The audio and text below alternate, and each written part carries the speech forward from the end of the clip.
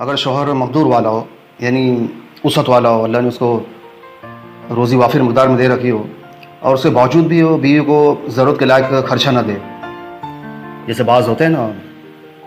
मेरे शेख मुफ्ती मोहम्मद तारिक महमूद साहब बड़ा प्यारा बोलते हैं मखनचू, बाज़ होते हैं मखनचू होते हैं, उनका मिजाज ही ऐसा होता है बुख़्ल का और कंजूसी का। तो अगर वो शौहर ऐसा हो तो भी छुपा कर ले सकती है, बीवी जो है